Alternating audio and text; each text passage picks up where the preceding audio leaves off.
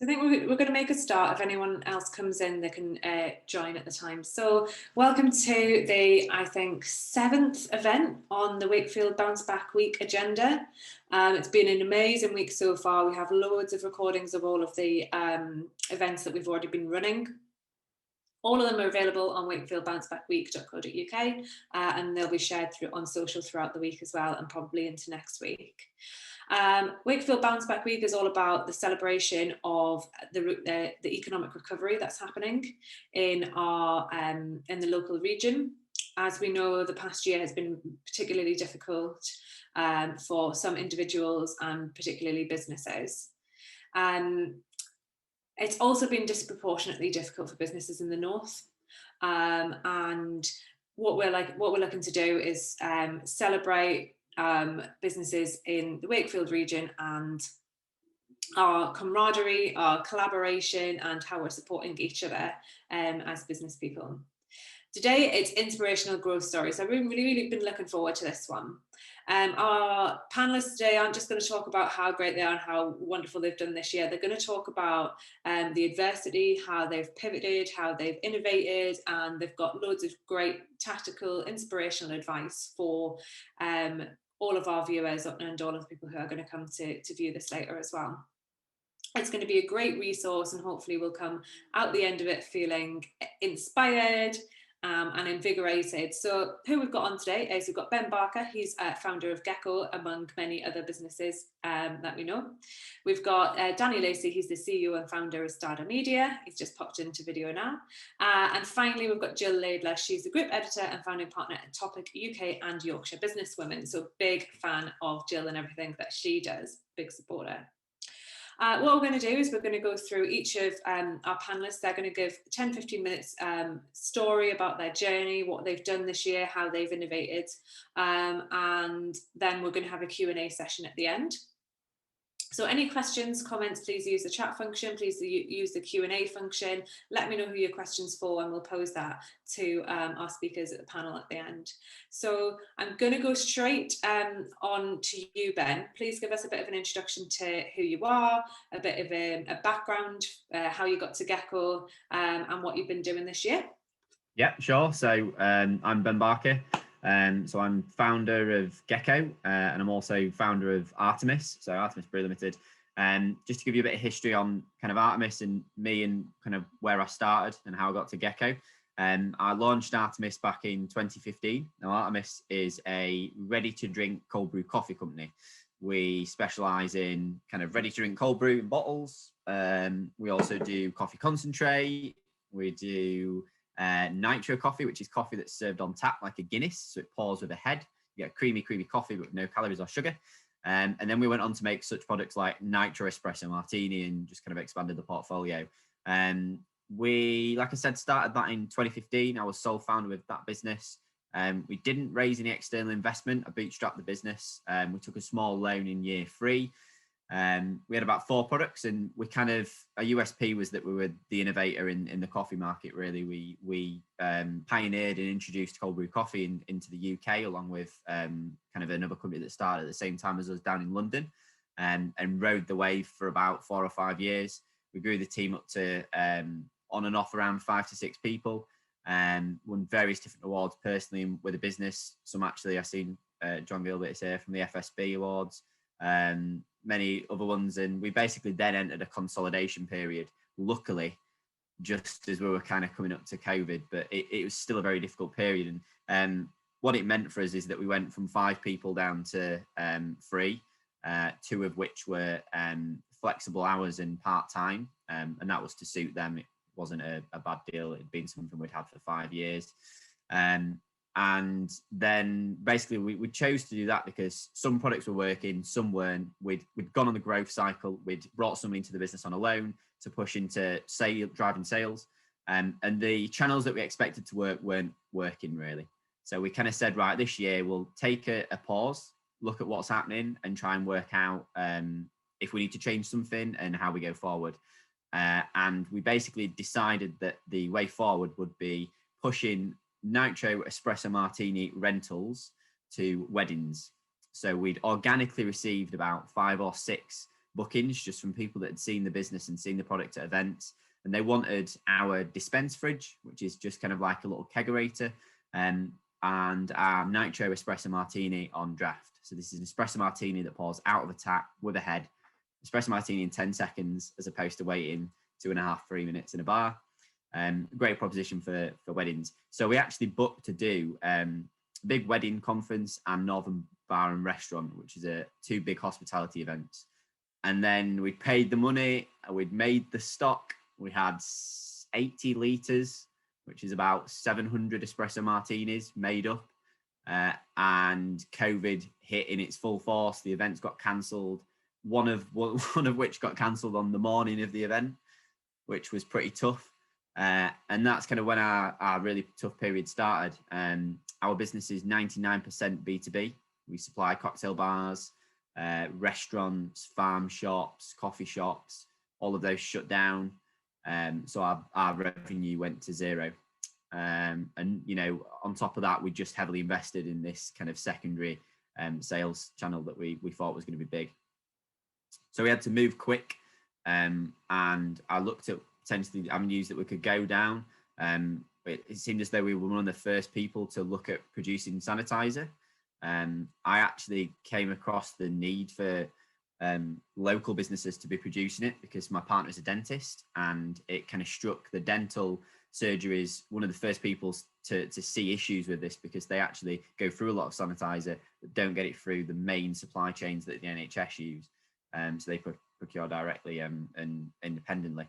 So kind of saw this need for it. We had a bulk alcohol manufacturing license for our espresso martini, which meant that we dealt with a lot of stuff with HMRC.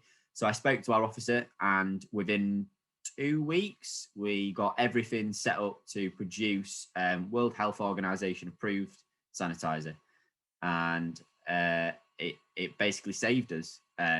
We started manufacturing in our own current site that we're still in now to this date. Supplied loads of local businesses, schools, nurseries, garden centres, just general offices that were trying to keep going. And this is all because people just could not find it. And the places that they could find it from online were trying to extort the price. So it basically saved us. We expanded it a little bit during the summer to supply some bigger businesses. And then as the demand dwindled because the large companies managed to catch up and increase their production, we kind of scaled it back. And to this day, we're still supplying some of the local businesses with, you know, small bits of sanitizer to keep them going. But it basically was a quick pivot for us, a pretty brutal and savage pivot, because it was a very different part of the business, but it kept us alive. And then out of that came Gecko. So one of my biggest passions is climbing, and Gecko is a chalk business. So chalk is kind of the white powder that you use on your hands for gymnastics, for climbing, for weightlifting. It dries your hands and gives you more friction. And I basically discovered the product again by accident, which is one of the best ways of kind of starting a business. I had a few of the products that we launched in Artemis kind of through just playing around. And the situation was that climbing gyms, indoor climbing walls, had switched to liquid chalk only. So you get chalk in powder form and you get liquid chalk in kind of like a cream form. The reason they'd done that is because it had a high alcohol content. And so they were looking at it from a sanitization perspective. So all the gyms switched to this liquid chalk. But what people didn't realize was that most of the liquid chalks on the market had a product called resin in, which is really bad for the environment. And what happens to indoor climbing walls is that you put it on your hands, it dries, your hands are warm, you go climbing, and so all the resin that's on the hands gets deposited onto the climbing holds. Over time, they just build up and become gunky and horrible, which is a pain in the ass for cleaning for the actual staff of the climbing gyms. They have to reset a lot more often. But it also makes it slippy, which is the complete opposite of what you want when you're climbing. And so I had made my own at one point, which kind of tied into the supply of alcohol to Artemis. We had, you know, a source of it, and we made it without resins, and it was a very, you know, rudimentary MVP, first product to market to try out. And our local gym owner tried it while I was climbing there and said, "We need this. Can you get us it?" And so again, within 2 weeks, I basically went into the brewery at that time from Artemis. We were still shut down, so we had, you know, premises and stuff that was just not being used, a full production facility. That's one of the big USPs of the two businesses that I run today, Artemis and Gecko, is that we manufacture in-house. And within kind of 2 weeks, we went back to them with a product ready to go to market with. Packaging, design, recipe for the product, in-house manufacturing. And the key USPs with this business and product are that we really prioritize the environment. We're one of the first chalk companies to kind of look at the products that are going into climbing gyms and go, there's plastic packaging on that and it's single use. We kind of want to get away from that. So how can we make this better? And also look at the proposition of this is a resin and thickener free liquid chalk. So it's the best product that you can get for climbing, for using chalk. It's the purest product. It doesn't have anything in there that you don't need. And it's the highest purity chalk in there. So you get the highest performance out of the product. And this has really resonated with gyms. So for Gecko, we went from launching the product into our local gym up to 14 stockists in 3 months. The lockdown affected us again, but we had a little bit of a direct to consumer market there. And it's going really well. We're now, I'm kind of taking a more direct approach to sales. We dealt with everything organically previous to that. So we're just kind of getting on the growth cycle and trying to kickstart some new growth and into new stockists across the rest of the UK, really push outside further than Yorkshire and see where it goes. So at this moment in time, I'm actually running 2 businesses because Artemis has started picking back up. It's a little bit weird, but managing. And I guess the key message that I always pass on to people when we talk about this journey that we've gone on is just resilience. Don't give up. You know, if you're dedicated and committed and you're sure of yourself that you want to work for yourself and you want to work in a business where you're making something that's of value to people, just keep at it and just think laterally. You know, there's always a way. So yeah, hopefully that's all right, Georgia. That's great. It's a really good scene setter, I think, for the event as well. It's been an absolute like roller coaster for you, Ben, and I think that going from coffee to hand sanitizer to chalk is probably one of the most unique business stories. I don't think that you could possibly find someone else who's gone down that route. But I think that for you, it's been a mix of passion and astute business acumen, because you've gone from coffee, which you love, and I know that you love your own product as well as much as anyone else, and passion for that, and then also seeing the need for it in the niche when you first brought it to market, and then obviously being, and it's something that Danny and I were and Jill were talking about before we came on to the event as well, is just being not having the attitude of sticking your head in the ground and being like, okay, I've got a coffee product, but we just can't do anything with it, so I'm just going to sit and rest and just sort of cry about it. Like, there's no way that you obviously just turned it around and did the hand sanitizer stuff a lot sooner than even some of the big guys were able to turn that around, and that, I guess, is more testament also to the agility of your own setup. And then going straight into the chalk, the thing is like, you know, again, that is your acumen plus your passion. And your understanding of the market, because I know climbers, people who are, you know, either indoor or outdoor, again, they have the mentality of that sustainable aspect to the things that they like to buy. All of the brands are super sustainable, and you know, having a passion in that industry, you were able to tap into the mindset of those consumers and make sure that you were bringing them something that they wanted and something that was super relevant at the time, because again, it has that element of sanitization to it as well. So super interesting story. I already knew elements of it, so that's why we thought you'd be a great person to bring in the you know, the winding way of the way that story goes. It's just one that I think that should be shared, because I find it so interesting myself. If anyone does have any questions for Ben, please put them in the Q&A section, and I'll pose them to him later on. But going from coffee to corporate video, Danny, do you want to give us a bit of an introduction to yourselves and what you guys have done this year? Sure, yeah. Hi, everyone. Very inspirational story, first of all, Ben. That I love the kind of positive, proactive attitude. I think that's essential in any time of life or business. So yeah, I'm Danny Lacey. I'm the CEO and founder of a video production company based in Wakefield. We're called Starder Media, and we predominantly create video content of all variations, so live action, animation, 2D, 3D, live streaming, VR, 360. For brands across the UK, we work with big PLC companies right down to your one man or woman in a band locally. So we're quite broad with the companies that we work with, but generally brands that are looking to share a message with their target audience. So that's us in a nutshell. There's 15 of us in the business. Most are local, which is a really important thing for me as far as recruitment and building a team.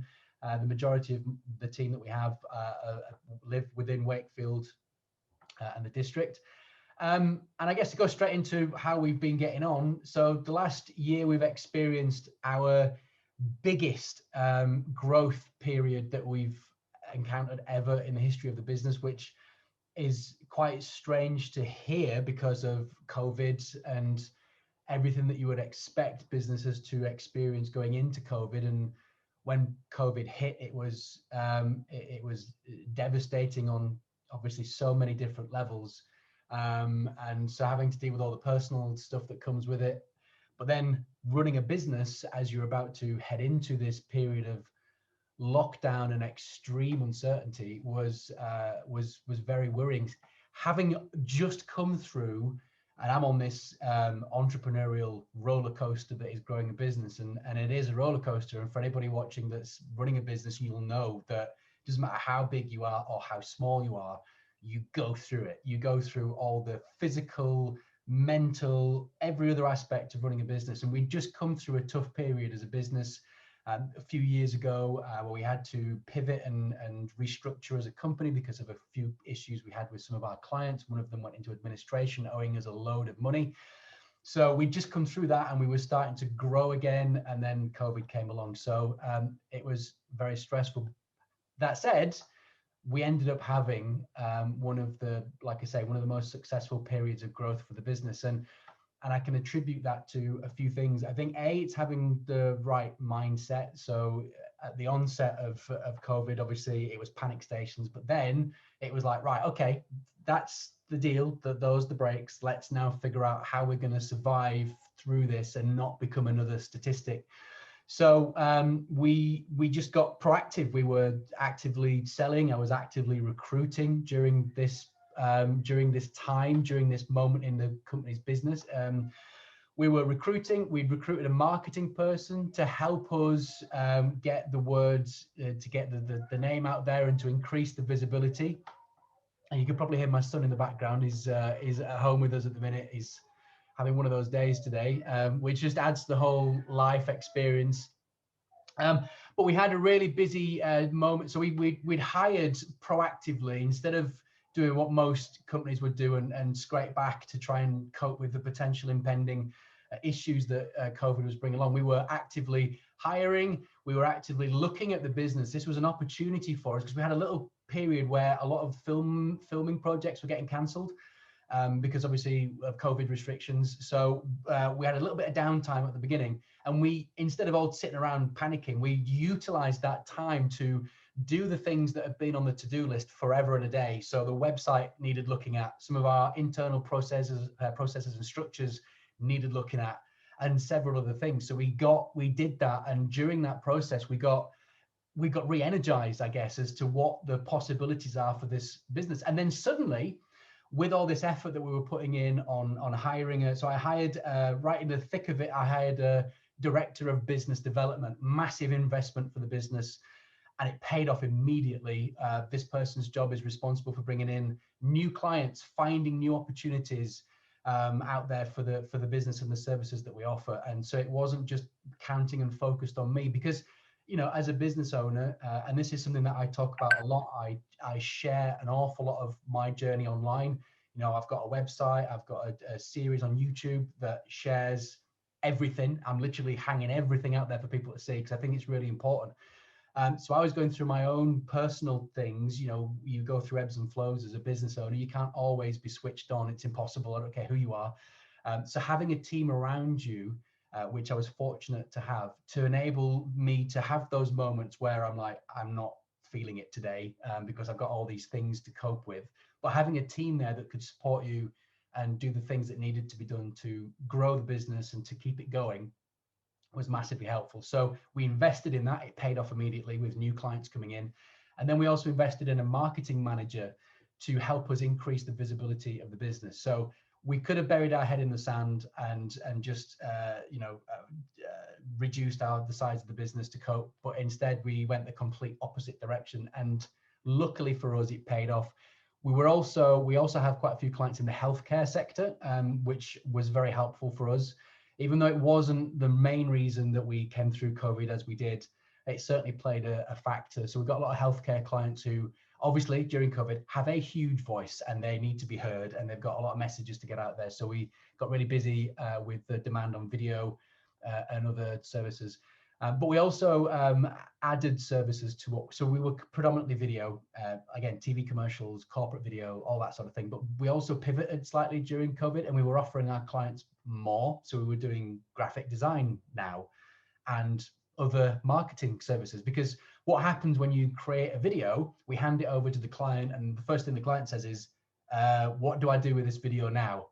And normally it sits on a website and it gathers dust forever.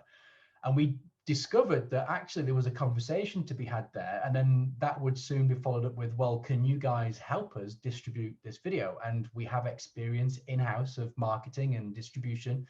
And so now we're doing all these other things for clients beyond just creating video. We've got clients on retainers now who are paying us to create content for them week in, week out. Again, design, predominantly video, but there are copywriting and marketing and kind of other services in there as well. So the downturn that we were supposed to have during COVID, and many businesses have gone through this, obviously, was an opportunity for us. And I think it all comes down to mindset. And listen, it's not, there are businesses out there that have positive mindsets, but they're unfortunate enough to be in one of those industries that has been massively impacted through COVID. And so therefore, it doesn't matter how positive you are, you're going to struggle either way. But still having that positive mindset, Ben earlier, great example, pivoting and coming up with new innovation, new products that are taking advantage of the marketplace, because we still have to, even though it's awful what we've all been through, we still have to, the human race still has to keep going, and we still have to figure things out and adapt to certain things. And it's no different in business. It's no different at all, in fact. And I think the number one thing that I think I've taken from all this and has enabled us to grow is the kind of rule 101 for running a business is surround yourself with people that are way more talented than you are, and do that as quickly as you can. So for anybody starting out, I'm trying to share as much advice as I can in this 10 minutes. So I know it's coming at a million miles an hour, but there's more on if you go to my website, dannylacey.business, you'll see it all on there. It's literally warts and all, because it's not all roses. If you're thinking about starting out in business, my number one advice would be think about that first of all, because being an entrepreneur, being a business owner, you need to be a certain kind of person to deal with the stress that comes with that. And it's a different ball game to being self-employed, to being a freelancer.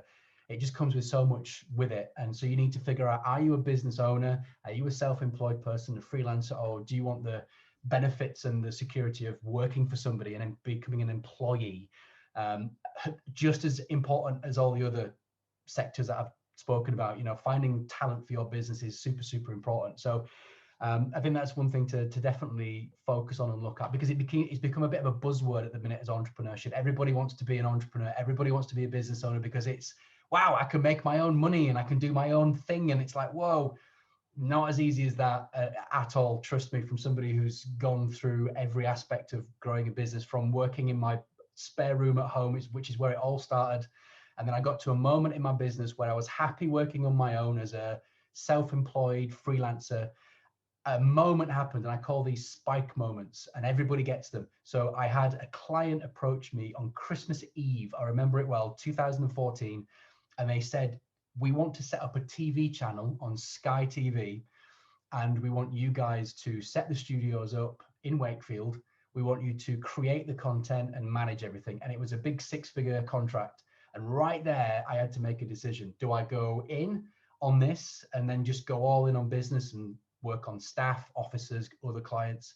Or do I stick to working from my spare room at home? Now, because I'm naturally an entrepreneur and have been since I left school, I went all in, and here we are 6 years later, wherever it is now, having built this business up pretty much organically all the way through, having those little spike moments that we all need to have in business to take us to that next step. Now, it might be an investor that comes along and decides that they want a piece of your business. That's a spike moment. You get an investment and you can, reinvest that money. Or it might be a client that comes out of nowhere and want to offer you a huge contract. That's a spike moment. You need to then figure out what that strategy is from that spike moment. And your job as a business owner is to put everything in place to create these spike moments, to have that network, to increase your visibility during good times and bad. The bad times is probably the best time to go all in on increasing your visibility, because trust me, everybody else will be panicking and running around. It's those that stick their head above the parapet, so to speak, and be proactive on growing their business that tend to do well for themselves. So yeah, and I think the big thing is just the mental health aspect of it. It's less of a taboo subject. It's become a hot topic for everybody to talk about. But it is really, really important, because it is important because times like this, like pandemics or economic downturns and stuff, and I don't mean to put too much of a negative spin on this, but I think it's really important to think about this, because it's all part of the growth of economy, whether you become a self-employed person and potentially become another statistic if it's not right for you, or you become an employee and play a really important part in growing a business like mine, like Ben's, like Jill's, and whoever else's. So we're all in this together. We've all got a part to play in it. It's just figuring out where you sit within that ecosystem, so to speak. And I think it's quite an important thing to look at. I always get asked advice from people who are startups or thinking about running a business. And that's literally the advice I give them from day dot. You can make a massive impact on the local economy, hiring locally, using local suppliers, which is what we do. We do a lot of that. But still, also just keep in mind that this will take over your life mentally and physically, and it is that serious. It could, if you're building something and you get to a certain level and then you have a little hiccup and a problem, you've got to deal with that. And the bigger you are, the bigger those problems become. I hope that helps. Is that okay? I could talk for hours. You're gonna have to just jump in and. Yeah, you could, Danny. But yeah, don't worry about it. We've got loads of time, so I'm sure that you'll be able to elaborate a little bit more on some of those points. But things that I really wanted to pick up on. As a video production company, these were one of the ones that I thought within my space. So marketing in general, I'm like, okay, events companies, they're obviously not going to do very well.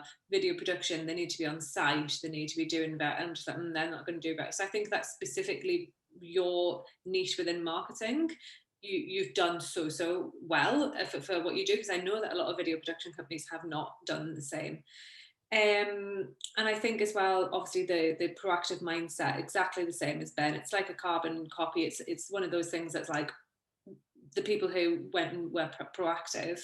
And I think that, as you mentioned at the beginning of the pandemic, I had a similar mindset where I was like, we're not going to grow this year. I felt like it was rude or not right to be knocking on doors at the time. I thought, I don't want to be going around asking, doing what I normally do in terms of new business strategies, because I felt it was quite inappropriate to do that. And I thought, right, well, that's it, guys. Let's just stick to doing what we do best, look after the clients that we have on retainer, and just buckle down for what's going to happen. And then, the same as yourself, was extremely pleasantly surprised by the growth. I was like, we're not going to grow as a company. We're not going to be recruiting. No way. We're not going to be bringing in new clients. And we doubled in headcount last year. I absolutely, had no idea that was going to happen. It's interesting, because you've got the way you've got to look at it as a business owner, and we're coming at this at the angle of business owners, is you've got responsibility to. You can't, if you've got staff, that's responsibilities, and this is the other thing of running it. You've got their family and their kids and their mortgages to think about, and you've got all that pressure on your shoulders. You have a responsibility as the head of the business to not bury your head in the sand, but to be proactive and to do whatever. Within reason, you've got to make responsible decisions, and decisions that are for the best of the business. And whether that's putting people in furlough during COVID, or whether that's having to make redundancies if it needs to be. They're all evil words to speak about, and you know, it's a bit of a taboo subject, but you have to make decisions to survive and to be able to feed those mouths, and that's technically what we're doing, and it's playing our part in this whole economical, I mean, capitalism is a bit of a taboo word, but you know what I'm saying. It needs people like business owners willing to go out and put their neck on the line for these sorts of things, but also people willing to come along for that journey as well, and to help the businesses grow. And we've all got a part to play in that, not just the head of the business, but people within that business as well. And being, like you said, proactive, right mindset, you can tackle pretty much anything that's thrown at you. Yeah, and you don't have a choice as a business. Exactly, you don't. That's it. You don't. You can't just close up shop and walk away. That doesn't work. It doesn't work like that.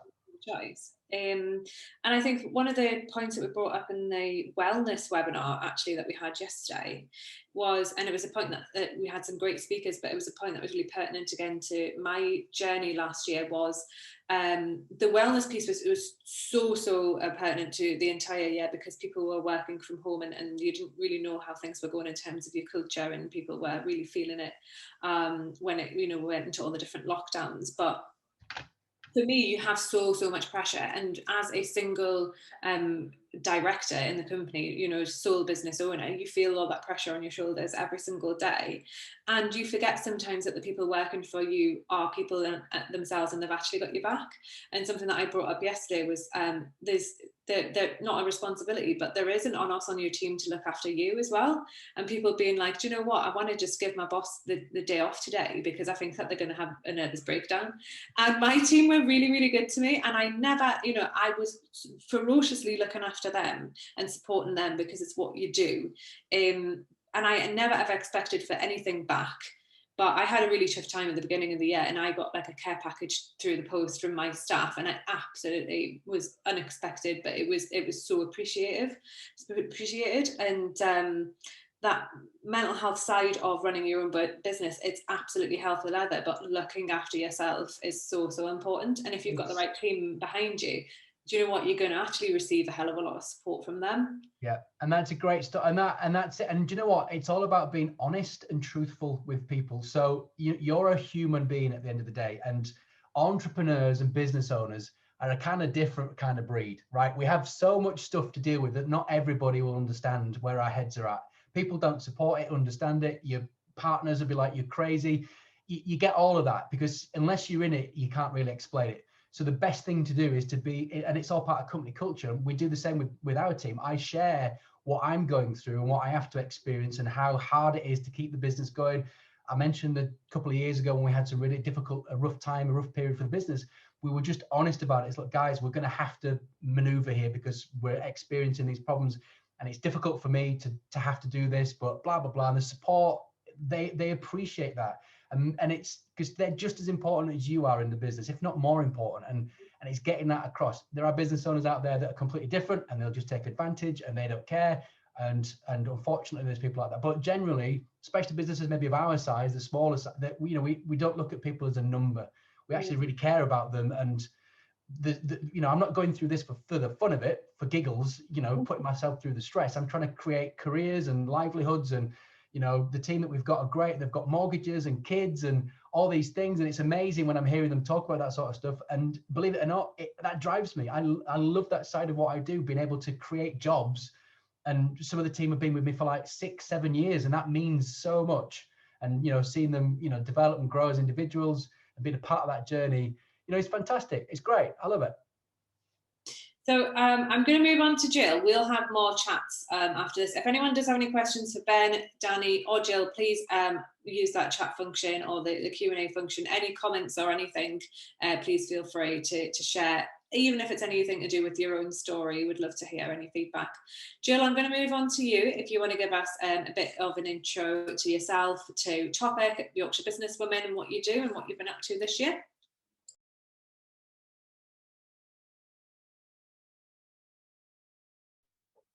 Hi everyone, good afternoon. I'm Jill Lader. I'm the founding editor of Topic UK magazine. Just a little bit of background, just for anybody that doesn't know about us. We launched back in 2013. We weren't a planned business. We didn't launch to, you know, as a business and start make a profit and so on. We were actually asked by local businesses starting in Wakefield to help them. There were small businesses, they didn't have a platform to be able to talk about who they are, what they do. They didn't have money for advertising as such, or not a lot of money. And my background was in staff magazines, basically, and promotional marketing. I'd worked for companies such as Morrison's, Yorkshire Television, Sports Council, and so on, doing their staff magazines. And my business partner is a graphic designer. So we said to businesses, look, we can help, we can create something for you. You have to get behind it and support. And Wakefield businesses did just that. And so we launched our first printed magazine in April 2013. It was aimed just solely for Wakefield businesses. We got terrific support from local businesses such as Production Park, Bellingham IT, the council. We've just signed up with Tile Yard North, Chadwick Lawrence, Ramsden Solicitors, lots of different businesses that came on board and supported us, that are still with us today as partners. The magazine became very successful very quickly and sort of took us by surprise. We were a marketing agency, and so what we did was we sort of shelved that to concentrate more on the magazine, because what was great was we were helping other businesses. You know, there were small businesses that didn't have much money, didn't have any sort of platform to be able to talk about themselves. We could offer that. We could, as long as it wasn't sales, as long as people weren't sort of, you know, look at me, aren't I great, this is what we do, but had real genuine business news, we could support and help them. It was so successful that about 12 months later in 2014, we started to get businesses over in Kirklees and Calderdale saying, can you bring the concept here? And we said, we're not going to bring the Wakefield magazine to you because that was paid for and supported by local businesses. But if you like the idea and you want us to create another magazine for you, we will do. So in a nutshell, that's what we did. We created a second magazine, exactly in the same format as the first, but everything in there was Kirklees Calderdale. We then went into South Yorkshire, requests again from businesses down there saying, this is great, can we have one down here? We went into South Yorkshire. We dabbled in London for a while. We created a magazine in Soho. Unfortunately, that didn't work because we didn't have the right sort of people that were able to run it. I don't really think they got the concept of it. We created a Leeds edition. And at one point, I think about 2017, 2018, we had 5 editions, and it was becoming, for a small team like us, it was becoming a lot of work because every edition featured businesses from that edition. People weren't allowed to cross over. If you were a Wakefield business, you couldn't talk about your business for free in Leeds because that wasn't fair to the Leeds businesses and so on. It got very, very complicated. So in 2018, we made the decision to amalgamate all the magazines and create just one Yorkshire-wide. And then it just took off. There's nothing like Topic because what we do today is still where we started. We still are passionate about promoting local business and helping businesses, doing what we can, you know, for small business. And that still works today. We're not a charity, but we don't make profits. Any profits that we have go back into production for the magazine to make it bigger, to make it larger, to spread it, you know, out a little bit more. When the pandemic came along, we did wonder what was going to happen. What was going to happen to the partners that we worked with, what was going to happen to us. We had no thoughts at all of furloughing ourselves or anybody that we worked with. We wanted to continue because we felt it was important that the businesses we worked with continued as well, and we were able to still promote and help them. So we continued publishing the magazine. When others scale back, we scale back a little bit because we're free. Some of the businesses that we worked with for distribution, for example, had to close down, some of the hotels and so on. So to compensate that, we purchased some lists, and we started to mail to the managing directors and marketing directors of Yorkshire companies, the top 500, I believe. And we did this for our partners again, just so that, you know, we weren't saying, well, we can't do as much for you, but you're still paying the same. So we started to mail out. We've continued to do that. We're back in full print. We're sending out more copies, you know, than ever before, because demand is there for it. But it was great for us because we were able to step up our digital game. It forced us to do much more online, to do much more social media, just to be able to get, you know, the message across for our partners. In the early days, one of our major problems to overcome was distribution. We couldn't have Royal Mail doing that for us because they do postcode. That was no good. We're a B2B, and we didn't want to deliver into households. It had to be business only. It had to be businesses that wanted the magazines, that were chosen. And it was a real headache. We tried various things and they didn't work. So to make sure that it was done and it was done correctly, we employed a distribution manager. We bought vehicle, delivered them up, and do the deliveries ourselves. So we know exactly what goes where, and the quantities. We know if anything comes back, and I'm pleased to say that we get very, very little back. And you know, we sort of overcome that, and that's growing all the time now. So much so that we'll have to look at some point about probably doing a second set of distribution. Not content with just publishing topic, we'd created a section about a year ago we'd recognise the fact that there are a lot of Yorkshire business women out there, real entrepreneurial ladies doing so much. We decided to create a section within the magazine called Yorkshire Businesswoman. We did that, and very quickly it could have actually taken over the magazine. There was so much stuff coming in. We were just overwhelmed with the amount of entrepreneurial ladies out there that started businesses and that were flying, and other ladies that worked for companies who'd worked their way up to board level and even management buyouts. So we built a website for them during lockdown last year, and decided to have just a small section within the magazine, but put it online. Then we started to get the questions asked, well, is there going to be a magazine for Yorkshire business women? So the answer was yes, why not? We'll create a second one. So in November last year, we decided, just as we went into like a second major lockdown, we decided to create a second magazine. We placed it at about 60 pages. We capped it at 120. There was so much information coming in, and we were still posting on the website and on the topic website and creating topic magazine. So we launched the first one in November, and so far we've had 3 digital editions. And then people started to say to us, are we going to print this one as well? So, okay, well, yeah, right, why not? We've got a distribution network in place. We've got content. We treat it very much like Topic. We get local businesses to contribute. So the businesses in Topic, for example, we have an IT company, Bellingham in Wakefield, who write the IT for us. It's credible, it's up to date, it's from somebody who knows what they're doing. With all our law is written by law firms, it's written by Chadwick Lawrence in Wakefield, it's written by Ranson solicitors, so all that's credible and up to date.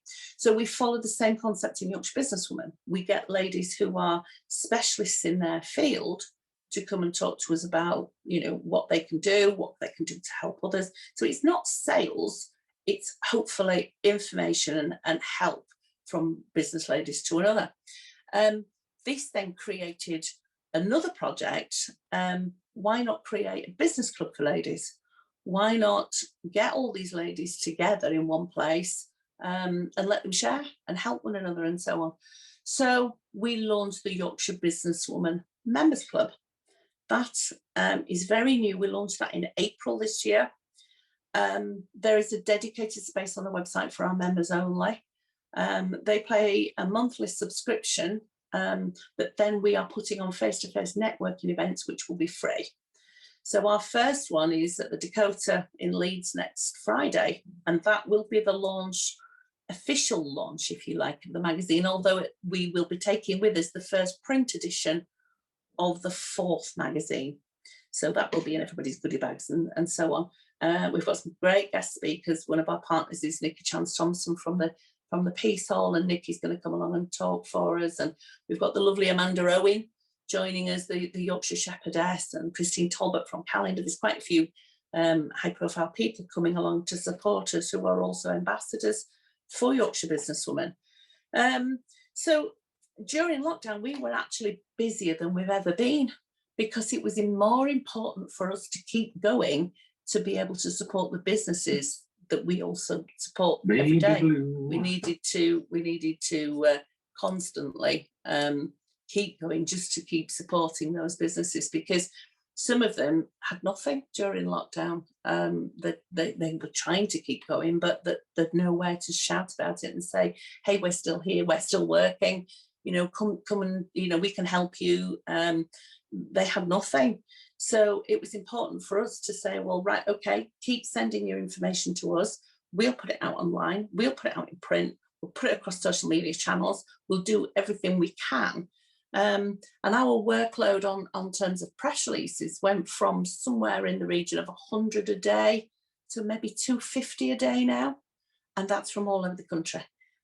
This is, and we've still got requests of people saying, can we have a magazine? Can you come and do one over in the Northwest? Can you come and do one down in the Midlands? My answer is, yeah, why not? If we can get investment to do that, yeah, of course we can do that. So we're quite pleased that we were able to keep going for our partners, for the businesses we've helped. We get emails and calls from people to say, we started out in 2015, 2016, we didn't have much, and today we're doing very well. Can we come along and partner with you now? Can we support you back where you supported us? And that's great, because then the more people that support us, the more we can put the money back into the business to be able to support all those up and coming new little businesses. So it's full circle. Nobody out of Yorkshire is allowed to come into the magazine unless they pay, unless it's money coming into the local economy. We don't do anything for free, and we get a lot of requests, for people from outside the area wanting to promote their business in Yorkshire, but we won't allow them to do that unless they pay, because then when they pay, we can reinvest back for the Yorkshire businesses. So really, that's us in a nutshell. I'm happy to answer any questions later on if wanted. Thanks, Jill. And I think that I love the beginning, the origin story as well, how it's super Wakefield based. Yes, it was. And I think, what's really lovely is, yes, this is Wakefield Bounce Back Week, but we have had people from Leeds, Calderdale, Bradford. We've had some people even from Manchester come into our events. And it's just, the whole, the themes around what we're talking about is how we have a really unique perspective on camaraderie. We have, particularly in the north, and collaboration, and that we're not afraid to ask each other questions. We're not afraid of looking stupid. We just go out and do it, and we'll just get on with it, don't we? And a big theme here in this event specifically is the sort of just no, we're not having that kind of attitude, like, it's lockdown, you're probably going to have to start thinking about, just not hiring people. You're probably going to have to think about just shutting down production. You're probably going to, and just all these messages, and all of you guys and everyone else who I know has done really well has just been like, no, we're going to a third lockdown, but actually we're going to start up a brand new magazine, and we're going to exactly. It was out of the question. We made a commitment when a partner signs with us. We have a commitment to that partner to promote them. We couldn't just say, right, okay, we're in lockdown for 12 months, so we're not going to do that. We made that commitment and we stuck by it. We made sure that we did everything possible to keep, that publicity going for our partners.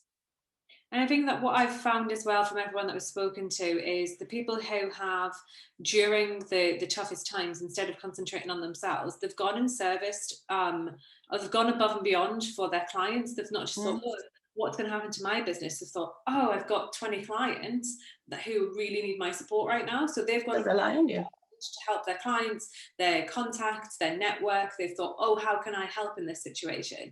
And those people are seeing those that come back tenfold to them now. And that's happened to you, Jill, where people maybe they weren't able to pay different things during the time, but now they're just like, Jill, you looked after us during that time. We want to see how we can. And that's really nice to see, you know, because before that, because you didn't realise that was, you didn't know that was going to be the outcome. It absolutely coming back tenfold to people who just went out and supported, their own network instead of concentrated on themselves. Exactly. Well, they know, but by coming back to support us, that enables us to continue to support other businesses that don't have very much. So when they come, it's great for us when they come back and do that, because for us, we know that we've managed to help them, which is what we're there for in the first place. But in a way, they're coming back and offering that help then to somebody else. Yeah. It's a nice concept, if you see what I mean. We've got a question from John. He's saying that loads of great suggestions from panelists on survival strategy. It's great to hear about the New Ladies event from you, Jill. If you want to please put the link to that event or to Yorkshire Businesswoman or any of the stuff into the chat, Jill, more than happy for you to add all that stuff in there. He's asking, do the panelists have any other suggestions for good networking events that they would recommend to help connections grow in the Wakefield area? We will be doing some Wakefield events. There will be later on this year because of the COVID restrictions. Our Leeds event next week is for ladies only, although we do have a couple of men that have sneaked in. And the idea was that we have this great big event. Everybody could go out if you like, because the government have put the restrictions on for a little bit longer. We've had to curb numbers so that we can socially distance. What we're doing in Leeds next week, we've got plans to take all over Yorkshire. So we do a lot in Scarborough, for example. So we will be talking to the Scarborough Spa, where we've got contacts of being able to go in there and do something. I've got a couple of places of an idea for Wakefield. Whether we'll just do businesswoman only or whether we'll do topic events, which will include men, I don't know. We may do both. Who knows? But I think we'll have to wait until all restrictions are lifted and we know that it's going to happen because the response that we've had just from the women alone for next week, I know that if we were running it with men as well, we would be 3 times what we've got, and we just wouldn't be able to do that because of COVID restrictions at the moment. I think just to add to that, just to come at it from a slightly different angle, still a networking thing, but I think having a voice online is good, is key. So networking events are great as long as you go to the right kind of networking events that suit what it is that you're trying to do and achieve. But I think another really powerful networking tool is LinkedIn, is your social media, is talking about what you do, sharing your experiences, looking for like-minded individuals. It's a bit like dating, I guess, for business owners, but you find people that are going through similar things to you and you comment on their posts and they comment on your posts, and suddenly you're striking friendships and relationships with people that are going through similar things to you. So I think networking can come at 2 different angles. There's the sale element and relationship side of it, and potentially they're going to become a client of yours at some point, and that's great. But there's also that, because being an entrepreneur and a business owner can be a really lonely place, and if you're in it, you'll know what I'm talking about. So being able to reach out to other people in your network is just so powerful. So for me, my advice would be have a voice, get your social media all set up, and talk and share about what your business is going through, what you're going through. Document it, share it, because there is people out there that will listen, that will help if you need help. Which I think is probably key, and that's my kind of networking that I'm talking about right now. Like, I've got a business mentor, I've got somebody that I can go to when I'm having a difficult moment, and this person will guide me and help me and talk me into things and talk me out of things. And it's just really helpful to have that. And so having a voice online across your social media, commenting on other people's posts and striking up those relationships, I think is a super powerful way of networking and enhancing that network beyond just sales. I'm going to put a link in. I've got for Leeds Digital Festival, and that's going to be coming up in September, October time, and it's one that hopefully is going to be in real life. So don't be put off by the name if you are not into tech. It's literally anyone who's got any sort of digital element to what they do, whether that's and everyone does, because Jill, she's got a massive digital footprint. So have a look. You can also run your own events there. And also, let's not forget the Wakefield Bounce Back Week Awards. So we've got 3 awards: the Community Spirit in Business Award, the Entrepreneurial Excellence Award, and the Wakefield Pivot with Purpose Award. I'm going to put that link as well. If anyone's running a business that they think would be relevant to any of these awards, if anyone knows of anyone who they think should be signing up to these, please do. You can enter them on site. We were going to be finishing off this week on Friday with a big awards thing in Wakefield Live, but again, the restrictions got pushed back. So that's actually now going to be at the end of July. And we're hoping for, I think the date might be the 29th. You might have to check on that. I don't think that we've got it the tickets out or anything. So that's going to be a great opportunity. Obviously, we're going to invite all of the people who have spoken across the entire event to come to that. It's just going to be a huge celebration of everything that happened during Bounce Back Week, everyone who supported and got involved, and then all of the businesses that we feel are deserving of these awards as well. So the information on that will be coming out soon. Please take a look at wakefieldbouncebackweek.co.uk to make sure that you're up to date on when that's going to happen, because there still will be capacity issues, I'm sure. So the tickets might be a little bit hard to come by, because we're going to invite everyone from the speakers, but please keep an eye out for that as well. Some questions that I wanted to go through with you guys. The first one is, well, it was for you, Jill. It was about how other ways and inspirational ways that you can support local businesses. So keeping it in the family. So Danny touched on hiring locally, which we all tend to do, and using local suppliers. Is there any other ways that anyone can think of to really make sure that we're supporting local businesses and we're supporting that local economy as well? Well, like I explained, we use local businesses to give us content, so specialist content. So a Wakefield company, as I said, Bellingham IT, give us our IT. Law firms write the law section for us. So we're always looking for people to come forward and say, right, this is my business, this is what we do. It's not sales, it's how they can give advice to other businesses. So, if they've got a specialist area that people, so Danny, for instance, with video, we've worked together before, Danny, haven't we? Yeah. Where Danny can give advice to people about what he was saying. People create video, and we've done it ourselves, create video, and then we've got this great new shiny video, and then it's like, right, what do we do with it now? So, things like that, hints and tips as to, once you've got your video, whether it's made by Danny or anybody else, what to do with it, where to put it. We've got a couple of websites, we've got our app, we do put video on the app now. But when we've done them before, we've got several videos that we think, right, what do we do with them now? So advice on that and how to condense them down, perhaps, Danny, and put them on social media and things like that. So anybody that's got a business that can offer help and advice, financial, for example, we can publish those. So the business is actually giving the advice, and they're getting free publicity at the same time. But we get informative content for our readers.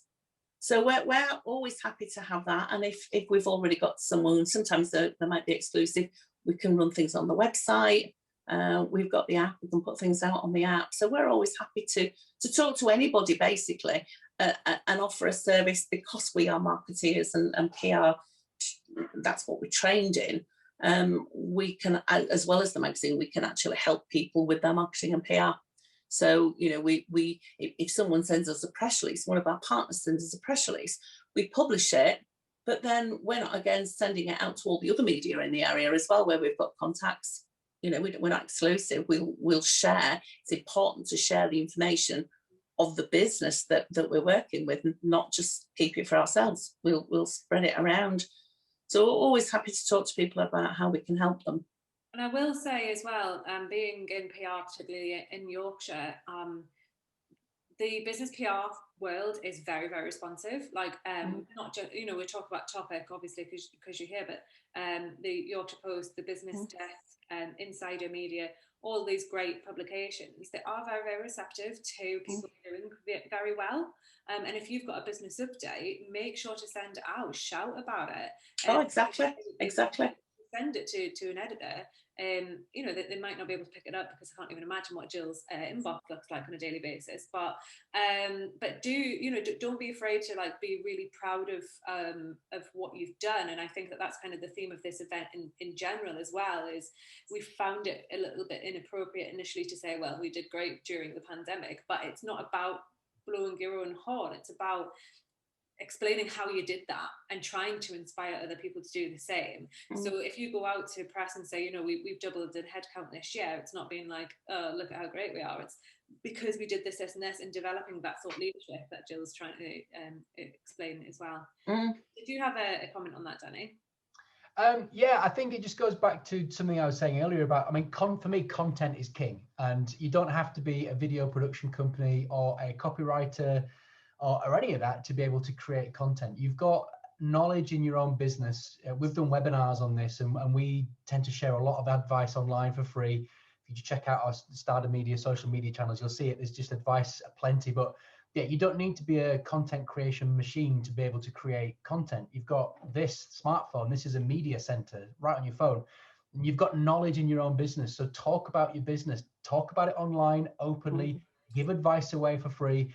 It's the best marketing tool you have, without having to spend a fortune.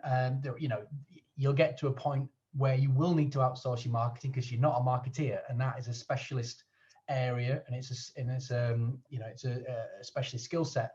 But to get you started, to get you in front of people, to raise your visibility, it's about thought leadership. So you're in an industry, talk about that industry, own that industry. So when somebody's searching for video production Wakefield, you're going to be top of the list because you're actively online talking about the subject that you know really well. You know, hire a copywriter if you're not really good at writing and you want, you know, write a long form blog post. Just you can dictate on your phone. You can say what you want to say, give it to somebody for, you know, there's some really good copywriters out there, and they're not massively expensive if you look around, and they can write blog posts and stuff for you. So for me, it's all about just content, sharing that content, not being scared of it. We're all used to selfies now. We're all used to, hey, here's my food.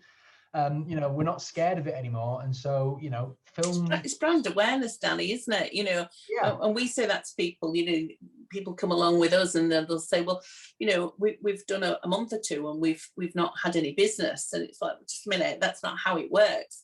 You keep putting your brand out there, and eventually somebody's going to say, well, hang on, I need this service or that service or whatever.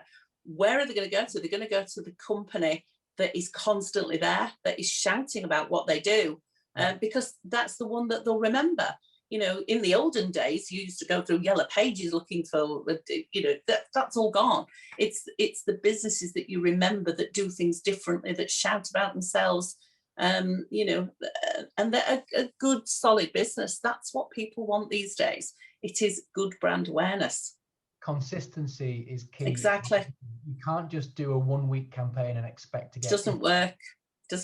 You know, you've got to keep at it, don't you? Just so that, you know, because not everybody wants your service or product that day or that week, you know, and they may never want it, but that doesn't matter, because when they're, you know, at a networking event or even down the pub with someone, that's when, you know, they'll hear someone saying, I need this product or service. Oh, well, you need to speak to, because it's in the mind. It's constantly going on about them. If you own a small business and you're a startup, you are a marketing person. Exactly. You've got to have a voice. You've got to get your voice out there, and you've got to speak up. and you are a marketing person, whether you like it or not. You have to market yourself. That's it. Plain and simple. You're a glorified marketing person. Welcome to the marketing world. And it does sound like you are actually a marketing person and you run a marketing company. Then there is that. But Ben, I wondered if I could speak to you about, I think people will look at your story and be like, okay, well, clearly this guy is a little bit psychic. He saw trends before. Psychic, that'd be more relevant, but yeah. Yeah, he saw trends before they came up. He was able to just, cut into these markets so easily. It's not that easy for everyone to do that. And I wonder if you had any advice on, we talked about just your business acumen in general and being able to spot opportunities that other people can't see. And I wondered if you could give anyone any advice on how you just do that. Yeah, so I guess this is something I've spoke about previously, actually. I think it's all about preparing to be resilient and preparing to pivot. And I think that people don't put enough weight on the importance of that in day-to-day running the business. So, even if everything's going, royal and daisy and you're growing, 100% year on year or even more, at any moment, stuff can change, like has been evidenced with COVID. Your market can flip, prices can change, a new business comes out that takes over your USP, so many things can change. So I think the key things are making sure that your business stays agile and you stay agile. And that's about continuously learning and educating yourself, not just on, how to be a better owner and salesperson or marketeer or whatever you specialize in your business in terms of when you run it, but on spotting what makes a good business, on spotting kind of, what drives consumer demand, all the things that tick a box in terms of what makes a product right for a consumer. So the price, the desirability of it, do they need it? Is it unique? All those little things, and just build. I think the thing that played to my advantage was that Artemis gave me the toolkit to be able to launch a business from concept and idea to profit in a month. And that's from like everything. That's registration of, company details, sorting accountants out, VAT, licenses for production, bringing material in and supplying the first customer. Doing that with Artemis took me 6 months.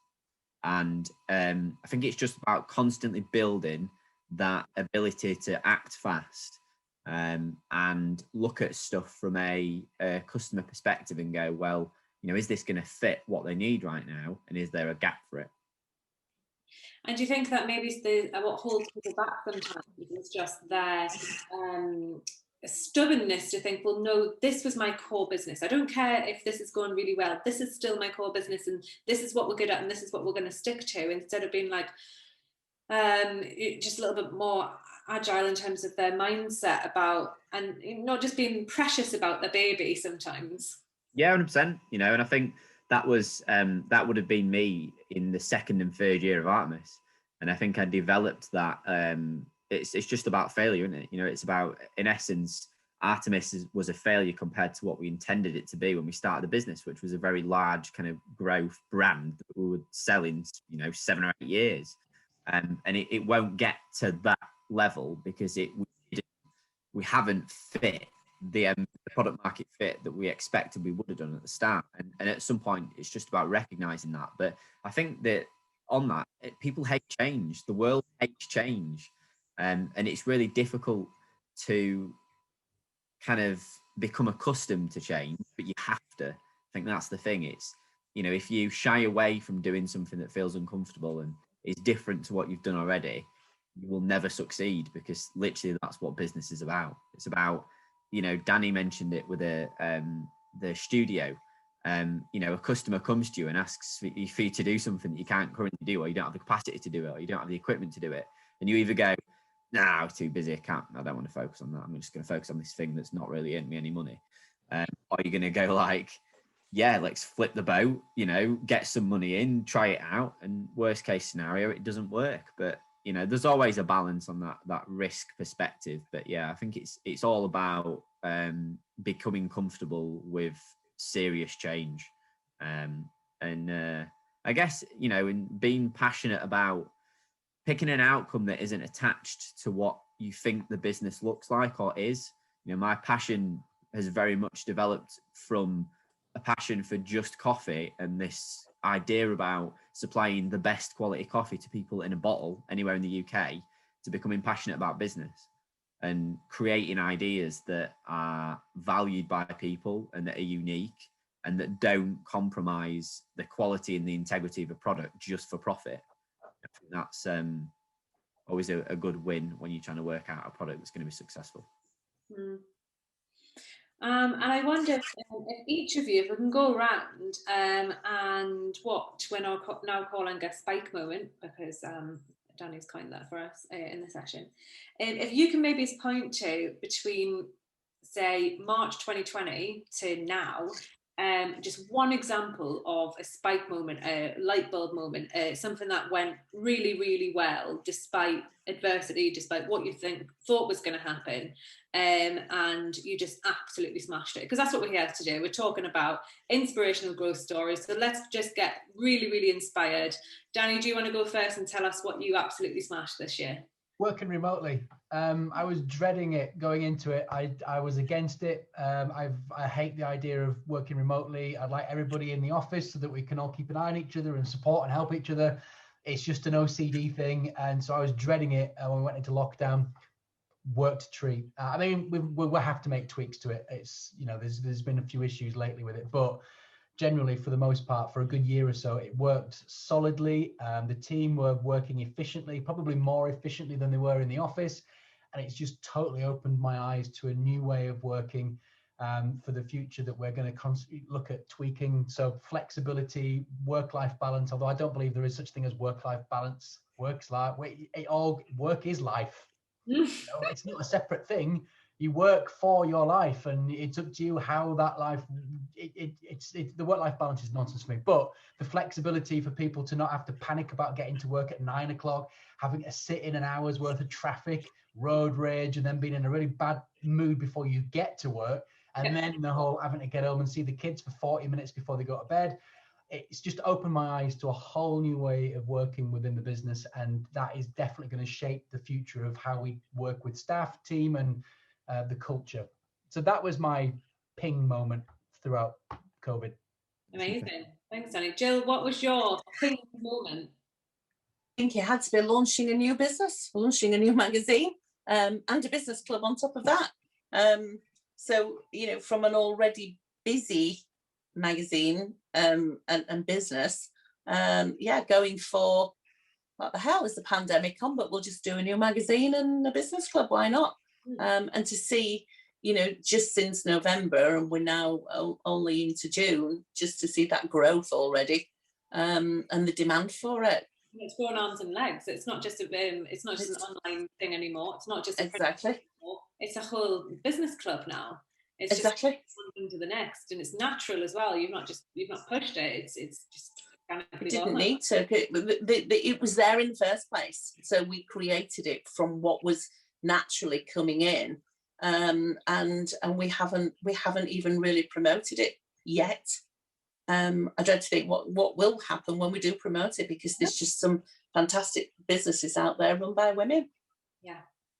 Ben, what spike moment? What do you smash? Yeah, I guess for me was making in-house manufacturing and R&D actually work. So with Artemis, it was one of the things that initially delivered kind of our unique offering, really. You know, I always have said for many years that manufacturing and producing in-house, whatever it is, whether it's content or stuff like that, it gives you an insight into the developments and an ability to spot gaps in the market, and you can do stuff that your competitors can't. And towards the end of Artemis, I was coming to the opinion that it was very difficult to do it, because the big manufacturers that you can outsource to just always price you out. They've always got a way of winning. And with Gecko, we've made it work, and it's all about just finding a product and a business that allows you to deliver the right amount of value per kind of labor hour in a manufacturing setting. And I'm kind of proud that, you know, we're, in essence, although it's not really what we brand it as on the tin, it's becoming a homegrown UK manufacturing business. Nice to see. I think that for me as well, I'll say mine is similar to that of yours, Ben, and just realising that you as a person and as a business person are growing. And in October, I bought a business called Sustainability Partnerships, and it's all about bringing efficiencies and sustainable practices to the NHS. And I bought that in October with a client who's now my business partner. And for me, it was like, okay, I'm not actually a marketeer anymore. I am a business person.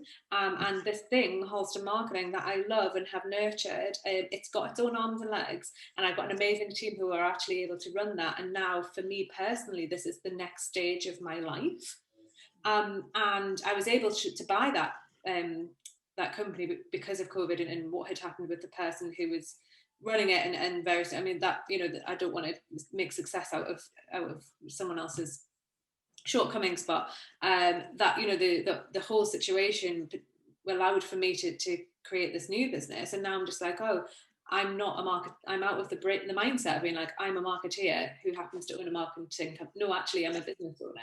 And now I'm just like, how can I now grow my portfolio and you know, and make all these different things and just get myself into a new, you know, the next level of my life. I feel like I've absolutely leveled up.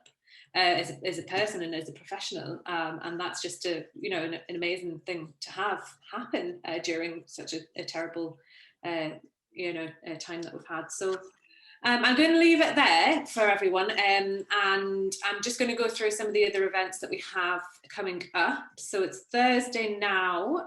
We've done obviously our inspirational growth stories. We've got another event at 3 p.m. till 4:30 about employability, upskilling and retraining. As we know, not everyone has had the amazing outcomes that we've been able to appreciate this year.